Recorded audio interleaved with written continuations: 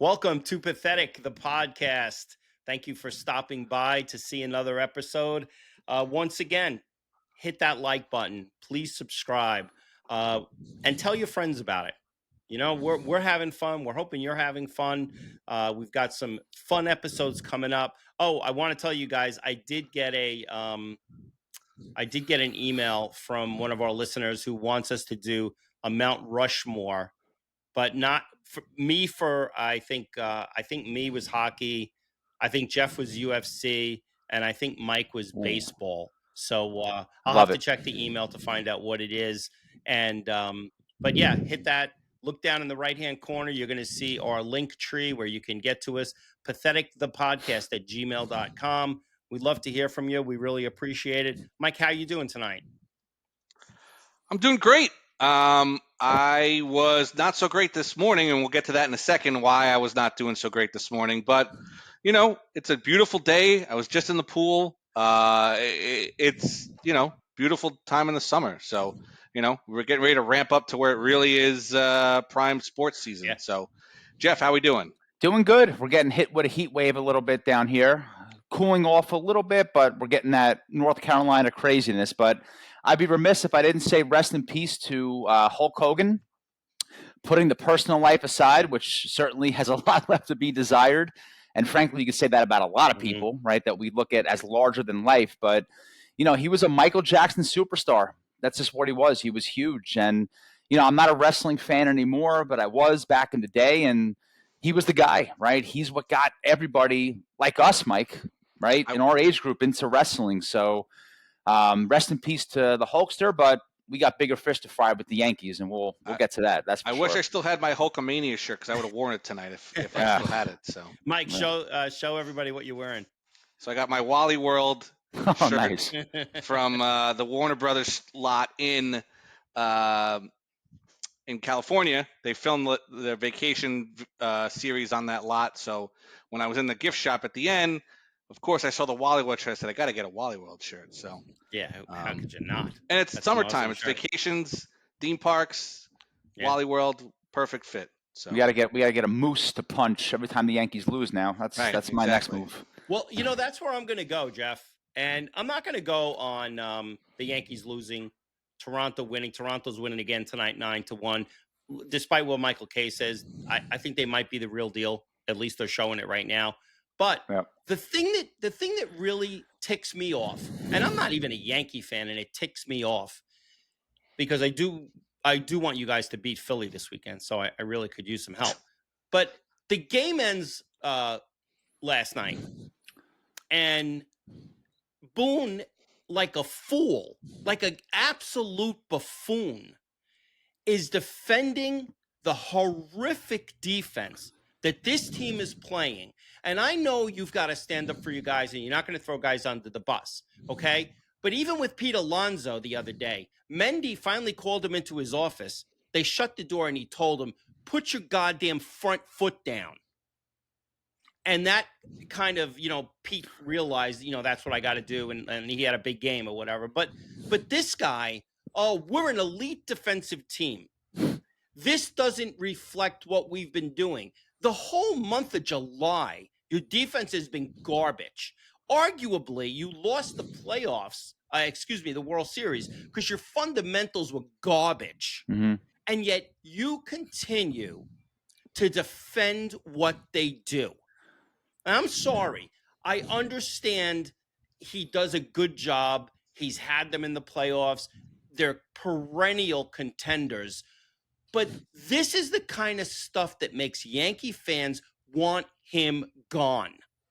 And I'm not saying that you rip apart your team, but you point out, could you once say, now for the first time in how long, Volpe actually didn't cause the errors? But when there's an error, could you just come out and say, hey, he's got to be better than that? He's got to be better than that. And you're not going to kill him, but you could also say, and I know he's better than that, and we'll prove that. But guys, if it infuriates me, I'm sorry, it's got to really tick you guys off. Yeah, I like Boone, as you guys know, but there are things, and I spoke about this a little bit last week, that drive me nuts about him, and this is one of them. And I agree with you, Uncle Ted. I don't want him to come out and turn into Tom Coughlin and start just ripping people apart. It's not his personality. It's going to reflect poorly, which ultimately is going to lead to the team being mad and look at him as a phony. So I don't want that to happen. But we're now in this, I guess the best way to put it is participation trophy. Everything is fine era in New York Yankees baseball, right? But he can't come out and say things are great. We have an elite defense. He said, I don't mean to pick on Volpe here, but he said, Anthony Volpe, it's only been a few errors that are making all the noise. I'm like, excuse me? Brother, your shortstop is tied for the league in errors for a position player and is on pace to hit under 200. That's why there's noise. It's not because of a few errors. But Boone's in a tough spot right now because the team needs help. And Boone knows it. I think Cashman knows it. I think Hal knows it.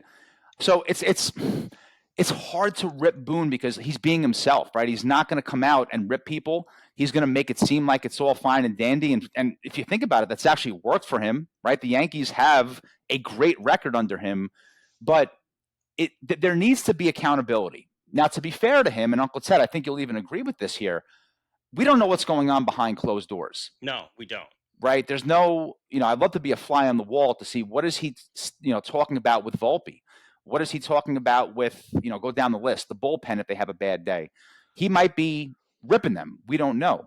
But one thing I do know is from the eyes of the fan, like me and Mike, it seems like they're very content with just getting by. And that's not Yankees baseball. So I don't know. I guess we'll see what happens. They're going to find themselves in trouble soon Mm-hmm. because they're falling further back behind Toronto. And listen, they'll probably make the wild card, but it's getting close. Mikey, what do you think, Mike? So, a couple things. One, obviously, the defense has got to be better. I mean, you look at the numbers. So when they play errorless baseball, the Yankees are 41-22 this year. When they have at least one error, they're 15-24. So you can't be there. This team is not good enough to be giving up extra outs. Number one. Number two, you're playing the Toronto Blue Jays. You have a chance to take 2 out of 3 in that series, and you put out Jason Dominguez in left field. You have Judge you have an off day today. Don't give me this crap about needing to give Judge another day off to give him a DH day, and you have Bellinger in right field, and he loses that ball. I guarantee you that ball is not lost if Aaron Judge is out there playing right field. Correct. You just can't have that in that spot where if you took 2 out of 3 from Toronto, after you took 2 out of 3 from the Braves, you're in a totally different situation feeling the way you are at this point. But the way that game went with 4 errors, I hope this is just a washout point at this point because I hope it can't get worse than this because you just can't put that kind of product out there. Dominguez cannot be in the field for these big crucial games. He's going to have to come off the bench. He's going to have to be a pinch hitter for Peraza or Volpe or whoever at the end of the game. He's going to have to come in because in the playoffs, you're going to have Stanton being the guy as a DH. So that DH spot is taken up by him, rightly so with the way he played last postseason. But look, they just have to keep it close because if you look at their schedule down the stretch in September, and I hate to look all the way to September at this point, their last 4 series, I believe it is 2 against Baltimore, 1 against Chicago White Sox, and I think 1 against Colorado. I forget what the last 4 are, but their schedule down the stretch is very, very easy. So if they can keep it close, they can figure some things out. I still feel confident that they're going to come back and win this division. But you can't give away outs. This team is not good enough to keep doing that. So no, and I'll tell you this, guys, and this maybe sounds a little almost self-loathing in a way. I'm actually happy they lost last night because this now has to be the icing on the cake for Cashman that something big needs to happen this coming up, right, with the trade deadline. You can't expect to be an elite team when you're constructed the way this team is right now. First of all, they have this weird position overload, meaning they have so many players that play the same position. Yeah. Right? One shortstop who is not good, right? And we're popping champagne when he has a good day. We don't have a third baseman. I don't trust the bullpen. We have like 15 outfielders. This team is not built properly, right? And we didn't really notice it in the beginning of the year because they got off to a really good start, right? Because they were very home run happy. Judge was having Babe Ruth type numbers, right? So there's so many issues that were masked. It's like when Judge goes cold, and it's very rare, but when he does, it stems this, right? It stems this like horrendous like snowball effect where we realize what the hell's going on with this team. And they were also very Goldschmidt reliant too in the beginning of the year, and he's not doing good anymore. But look, the Yankees have real work to do. I would say everybody except for Spencer Jones, right? If you're thinking about like, who you want to trade, obviously Judge and those, leaving him aside, I wouldn't get rid of Spencer Jones. The guy had like 19 home runs in 15 games. He hit Crazy. 3 last night. He's amazing. He's amazing. But listen, it's chips on the table. It really is. But then again, do you put all your chips on the table if this team isn't good enough? Like, are they really good enough with a couple more pieces? It's going to be tough for Cashman to navigate through this, but there has to be some moves. It can't be just getting the kid from Colorado. It can't just be getting IKF. They need to really make serious noise here and give Judge and Bellinger, to be fair, some support because they need it. Yeah. What would be nice too is if in a big spot, which I thought this 3-game series against Toronto was a big spot, have Rodon and Fried come up a little bigger. Yeah. Fair. Rodon was okay. Rodon gave up 2 runs. Okay. Yeah, but again, the 4 errors last night. It's hard to Fried. get past that. Fried did cause one of them, but still, they were in position to win that game, even with the way Fried was pitching. You still were in position to win that game if there's not for the errors and the drop ball that should have been an error, but they called it a base hit because we were so far away from it. But they should have won that game last night. They messed up Max Scherzer enough to get where he needs to be. So I was hoping that they were gonna somehow pull it out and feel better and be only 2 back and let's rock and roll. Let's beat the Phillies 3 in a row and let's get moving. So I think a little home cooking will be nice for them. I don't like that Sky Dome. They've now made it it's a house of horrors. The football team doesn't play there anymore, so they've made it into a real baseball stadium now. So it's not like the old cookie cutter ones. They actually did some nice things to it, from what I've heard. But since they've done that, I mean, they stay out of there, stay south of the border. Well, I think it's gonna. I'm looking forward to our show next week after the trade deadline because that's going to be interesting. We're either going to be all very, very happy or kind of pretty annoyed. So, there's a lot of rumors out there, that too many to even address now. But obviously, the Mets are looking at bullpen, maybe a starting pitching. Yanks are looking at a third baseman. Maybe also some bullpen help. So we'll see what they do. I am excited for that. I'm going to say something, and you guys will love to hear this because I am the kiss of death. I'm saying the Yanks are not coming back and winning this division at this point. Although I am rooting for them to sweep the Phillies this weekend. And this is barring the moves that are made for me. I'm not 100% sure they're making the playoffs. That's how bad it is right now. I think they are, but I was 100% 2 weeks ago. Sure. Now I'm not. I'm really not because it depends on what they do. Now, Cashman, to his credit, this idea that Cashman is not good at his job, he's cheap. He's I guess that's Hal more, but Hal like more than him. Yeah, for sure. But that's utter nonsense. Cashman wants to win. He's not there for a paycheck, right? And Cashman does make good moves, and he tries to make the moves. Him and Hal went up to $740 million for Juan Soto. These guys want to win. But the problem the Yankees have is twofold. Number one, they need bullpen help badly, and I spoke about this. Everybody does, and the Yankees don't have outside of Spencer and Schlittler, who we should talk about a little bit too. He's pretty damn good. Yeah. They don't have a ton of prospects to give up, right, to get who they need. So the focus to me is third base because that side of the field right now is such a mess. Yeah. And I feel like with the bullpen, I don't look. They're going through a really bad stretch right now, but there's a possibility they'll get better. There is no possibility Peraza is going to hit over 190 this year. Zero, no chance. So if you're going to put your eggs in one basket, it's going to be third base to get a big bat in the lineup. If it's the same bullpen that we have now, I'd rather have that and get a massive bat at third base than not get that and go after a bullpen. Right. So. But again, it's like you said, Uncle Ted, you're right. We're going to see what happens, and we'll be able to have a more accurate depiction come after the trade deadline. You know what's crazy? You know who would be perfect right now for you at third base? Brett Beatty. I heard that today. But listen, I don't want to trade. I heard a few people kicking around, well, you got Vientos, Acuna, Beatty, and Mauricio. Who would you give up? Who's the one you want to keep? Now, listen, I love Mauricio. He's only about 22. You look at him, what is he like? 6'1", 6'2". He's got a great baseball body. I think he's going to really be something, but he's struggling right now. I think he's going to wind up in the minor leagues to get at-bats, 4 at-bats a night, and I don't want to give him up.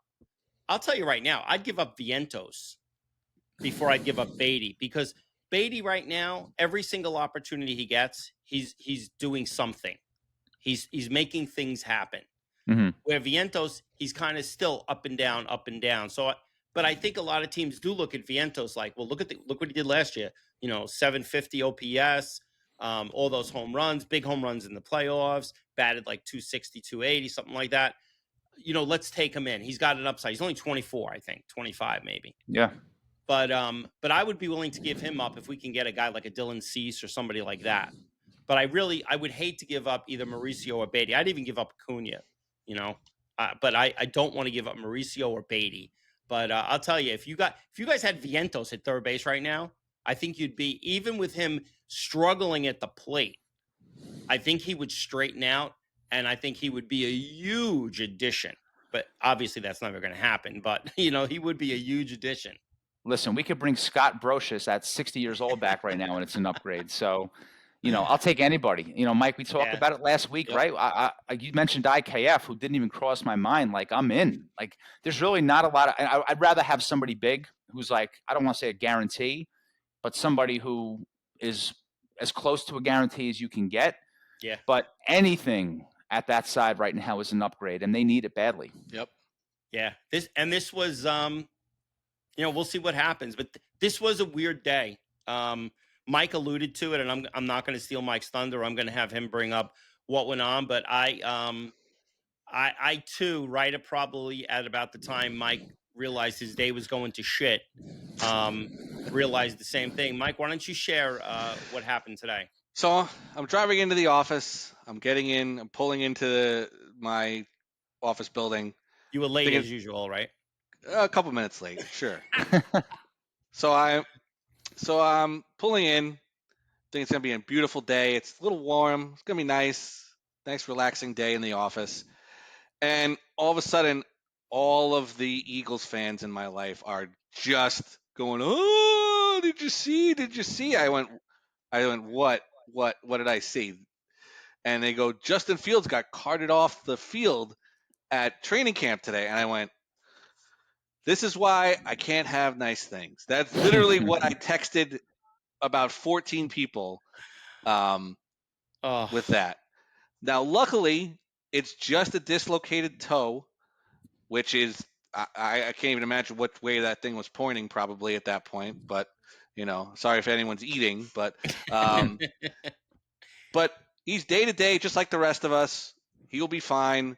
But it does highlight how much the Jets have in their eggs in their basket in this Justin Fields at this point. Because if you look what's behind him, Tyrod Taylor is there. He's good, but he's not going to stay healthy. And then you have the UFL, my boy, UFL MVP behind him, and then your 4th round draft pick.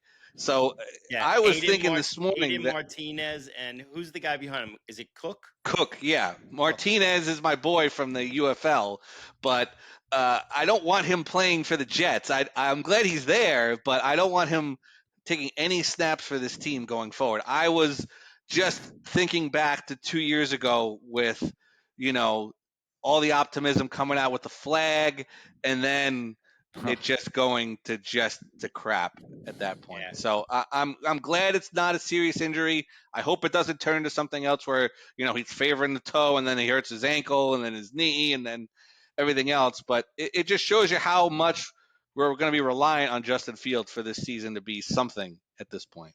Yeah. Well, listen, if this toe becomes problematic in the next day or two, they should just cut it off. I don't know which one. Ronnie Lott. It's not his big toe. Yeah, like a Ronnie Lott, just cut it off. If it's not Cut his me, big Mick. toe, if it's the toe between the big toe and the third toe, I don't think that would be a problem because I think evolution, like eventually that space would close up a little bit. You could always put a little cocktail Frank in there too in your shirt. Right. So Yeah. I think that would work. But, well, you get the little hand that you would put on there. You just stick that on there and just have an extra little hand on there. Why not? Yeah, I mean, you know what this was more than anything? It was a scare.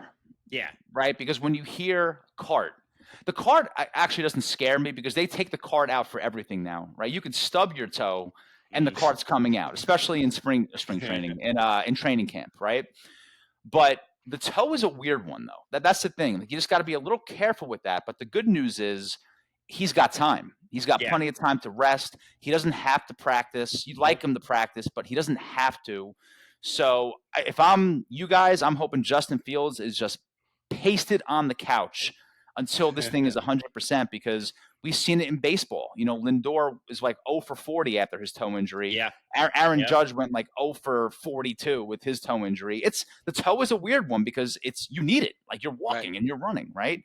But it was more of a scare. I mean, thank God, because when I heard it was the lower leg, when you hear that, immediately you're thinking surgery, Achilles. out for the season, maybe Liz even Frank, next season. All these other things that are just going to be nagging you the whole time. Why does that make you think of the girl who was hiding out in the attic in Germany? I'm sorry. But I'll tell you, it just, you know what it does? It exemplifies the dark cloud that hovers over the Jets. It's just always something. And I'm not saying that to troll. No, it's true. Just being honest. Like there's 100%. always something when you're excited, something goes wrong. But thankfully, typical Jet thing would be like, all right, he's out for the season, or he tore his Achilles. At least it's a toe, healable very quickly. So I think it's good news in comparison to what it could have been. Here's what made me nervous. One of the reports early came out and said he was carted off, and people can see the team doctor talking to Darren Muji on the sideline. Like, what is he telling him? Is he saying, yeah, don't worry about it. It's just toe. Everything's fine. Or is he saying, we got big problems? Yeah. You don't know. And as a Jet fan, you go to, we got big problems. And of course, Samini had to say, they drove the cart the long way around, so it didn't get near all the reporters, so they couldn't see, like, okay. Well, Samini had to do that because he loves destroying them. And of course. But I'm shocked, Mike, since the Aaron Glenn signing, he has been, positive Petey. I'm shocked at that. So I guess it was just all habits die hard, and he had a troll in some way, But you had such a Jet fan response today too, Uncle Ted, when Mike texted whatever link it was. All of a sudden, before I can even look at it, I get two dings. I get the Mike ding, and then I get the Uncle Ted ding. Are you effing kidding me? I'm like, correct. I'm like, oh my God. That's I heard exactly it too. what I felt this morning. Yeah, me too. And I'm not even a Jet fan. I'm like, come on, man. Like, are you serious? Like, who I really at the time, who I really felt bad for? Justin Fields. Yeah, it's not his fault. Yeah, right. Because I almost picture Satan sitting on a lounge chair. And in a Patriots hat. Kind of like, with a Patriots hat. Still chewing on Joe Namath's soul at this point. Right, exactly. Yeah. And then he goes, oh, wait a minute. I was going to do this last week. Fields is hurt. Boom. Right. So it is. But thank God that thoughts and prayers. Thank God. The timing is okay. It really is. It's not bad. Yeah. It's not like it's August 31st. The season starting in whatever 2 weeks. He's got whatever it is now, a month and a half. Yeah. He's a young guy. He's a fit guy. Like his body's gonna heal quickly. But just if I'm him, I'm not walking one step. I'm sitting down. It's not like he's gonna get out of shape, right? Just don't move. Just don't even come to practice. Just relax. Get the toe ready. Now let me ask you guys this. Let's say he's healed. They say 100%, but no one ever knows, right? Mm-hmm. Let's say he's healed 100% in 2 weeks or 3 weeks. Do you want him playing in the preseason? Yes. You still do. He needs some reps. He needs some reps with the offense. It's a new offense. It's a new offensive coordinator. They got to get on the same page as much as they can in the preseason. And the only way you're going to do that is with live reps. Not a lot, but I want him out there. I want him out there for sure. Absolutely. It's a dice roll. And I'll tell you right now, Aaron Glenn, if he's healthy, Aaron Glenn will play him. 100%. Same thing like we talked about earlier, where Saleh and Douglas, the rookies don't play. The rookies don't do this. Aaron Glenn goes, you don't learn unless you're on the field. Yeah. Yeah. And if you're going to get hurt, you're going to get hurt. It is what it is. What are you going to do? Yeah. So, he's got to. But this would be a time where I give Aiden Martinez and Cook from Missouri. Missouri it was, right, Mike, or Iowa? I think Missouri. Yeah, give Cook from Missouri a lot of reps and just see what he can do, just so you know what you got. And Justin Fields comes in every once in a while just to wave to the crowd, throw a few passes, run a little bit. Yeah. But that's about it. Yeah, for sure. That's all I would do. Another thing was, Jeff, last week you picked a 3-legged parlay in the UFC. Yeah. So, shocker, 2 for 3 once again. But my lock, the Holloway fight. Did you guys watch that fight, by the way? Mike, Did you watch it or no? No, I didn't get a chance to. It was the best fight, one of the best fights I've ever seen. Really? Incredible. Yeah, the replay, you guys should watch it. It was awesome. He was the heavy favorite. He wasn't heavy. Oh, he no. Was, well, no. So Pigman was the heavy favorite. Holland was the heavy favorite, the one you lost. Oh, right. The other guy. He was the heavy favorite. The minus 550 or whatever it was. The minus 550 was Holland. Is that the last week? Yeah. The fight last week. Yeah, there was a weird guy last week. They hit I don't even know who I picked. Dan Ige I picked. But Holland was minus 500 or whatever. The heavy favorite lost. The heavy favorite lost because he got rocked in the first 10 seconds and just never recovered. So we got kind of screwed on that one. Not really. It's a fight. It is what it is. But it was a great card. I was so pissed when he lost that fight, but it happens. But yeah, 2 for 3. So if you can bet me going 2 for 3 every week, you'd retire today. I woke up Sunday morning and I remembered because I bet on it. Yeah. And I said, let me just see how much I won. Want.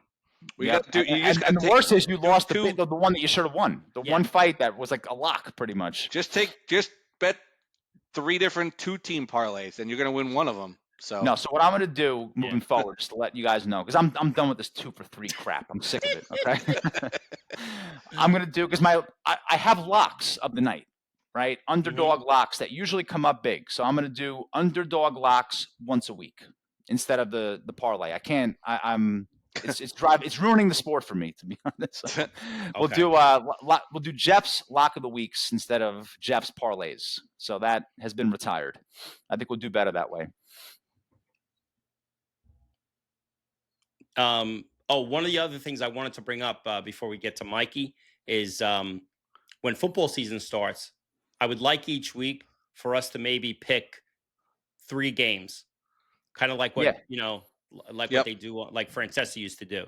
Here's my picks. So, and then we'll keep track and we'll try to figure out a prize for the winner at the end of the year. Cool. We'll see what or we can a punishment do for the 3rd place, whatever we want to do. So I get what we should do too? Punishment. I don't know if you're seeing what's going on, but they're doing this quarter century teams for every sport. Yes, on the fan. Yeah. So they did football. We won't go through them now. We'll go through them when they're all finished. But they did football and baseball and hockey. They did too. Oh, they did hockey too. I only heard the baseball. I didn't hear the other ones. Yeah, the football one we should go over next week because it's interesting. Okay. There's a few I like the Eli quarterback, obviously. Gotta be. Revis defensive back, obviously. There's a few on there that were like, Okay. Yeah, Strahan, all the obvious guys. yeah, Yeah, but there's a few yeah. on there we could probably go over next week that we Okay. can dispute. All right. Yeah, I definitely want. I'll try to check out who they picked for hockey too, because since I'm the biggest hockey fan on this channel, so I'll check that out. Nobody cares about hockey, Boomer. Here's I know. Well, listen, wait. Very quickly, speaking of hockey, did you guys see that I think it was 4 or 5 players who were accused of assault were actually found not guilty today? And Hockey players? yeah, I didn't see that. 2 of them played for the Devils, and it happened when they were they were playing in I think world tournaments for Canada, and it was I don't want to get too into it because I don't know how much you can put on YouTube or whatever, but they were accused, and almost immediately after they got indicted, all of them were cut from their teams. So now 2 years later, they've kind of been found not guilty. The stories were not credible for the for the victim and all, and so now what do they do? You know what I'm saying? It's like, so does Mike McLeod come back now and sue the Devils for cutting him without him going through due process? Does Nolan Foote do that? There's 3 other guys. I mean, that's just awful. I mean, and it's just, that hit me today because I was a big Mikey McLeod fan. Yeah. And when that happened, my first thought is, man, if he did something like this, that's just the most disgusting and heinous thing I've ever heard. And he should not be playing. He should not have the privilege. Yeah. But I thought maybe they would put him on a suspended list or something, and they didn't. They just cut him. And I guess now he's going to have to go play in Russia in the KHL or something because that's the only, option right now. Yeah, I'm not fluent in this story or the legal process, but I would imagine that he will try to sue and they will pay him before this even sniffs. It's an interesting story. Check it out. They don't want that publicity. They'll pay him. They'll pay him whatever the years he missed and get it over with. Yep. So Mike, you also had some picks last week. And yes, let's get the vibes back up here. We can't close out on that. We can't. No. I gotta get the vibes up. That's why I didn't want to close with that. That's why I want to do that and then go to Mikey for the Mush Picks. All right, Mike, and I don't even know if we can call you Mush Picks anymore. Nah, call me Mush. Well, really good. Well, I'm mush when I'm in the water, so we will put it that way because my 3 water picks, none of them panned out. The water polo, we finally got a result in the water polo. Unfortunately, the Greeks took out both the American women and the Italian men. In the men lost in the quarterfinals to Greece. The women lost the semifinals to Greece. So we lost, and the American women lost to Spain in the bronze medal game. So they didn't even get a medal. And the Italian men were out in the quarterfinals. So they didn't no medals for anyone in water polo. And then for the yachts, the Australian team finished 4th. The damn Kiwis won. Unfortunately. So we're going to get out of the water. I was already in the water today. Yeah. We're going to get out of the water. We're going to get on dry land. We're going to get back to winning here. I'm going over to the Premier Lacrosse League. They are playing right now. There's games Friday and Saturday.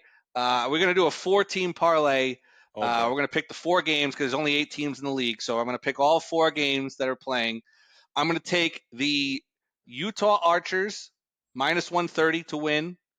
I'm going to take the New York Atlas because I can't pick against New York. They're playing the Maryland Whip Snakes. I'm going to take New York -1.5 in that game. So that way it's -125 versus -175. I'm going to take the Carolina Chaos, Jeff. I'm going to go down where you are. They're +130 against the Philly Water Dogs. I can't pick Philly, so we're going to pick the Carolina Chaos. And then I'm going to take the Denver Outlaws. They actually play the Archers. I guess the Archers played twice in 2 days. So I'm going to take the Outlaws to beat the Archers on Saturday. So give me the Archers on Friday, the New York Atlas, the Carolina Chaos, and the Denver Outlaws. Let's have ourselves a nice lacrosse weekend. Let's get back on the winning side because I'm tired of losing. I'm getting out of the water, and let's win some games. Let's have some fun here. All right, so there are your Mikey Mush picks for this week. Guys, I'm looking forward to next week, our first show after the trade deadline. And I think that might be a long show because there's going to be a lot. I believe there's going to be a lot of stuff to go over. Yep. People, thank you so much for tuning in. Please remember, like, subscribe, tell your friends about the show. Check out our Link.Tree in the bottom corner of the screen. Send us an email, patheticthepodcast@gmail.com. Let us know what you want us to talk about and what's on your mind. So this way we can weigh in too. But until next week, guys, have a great weekend. See ya.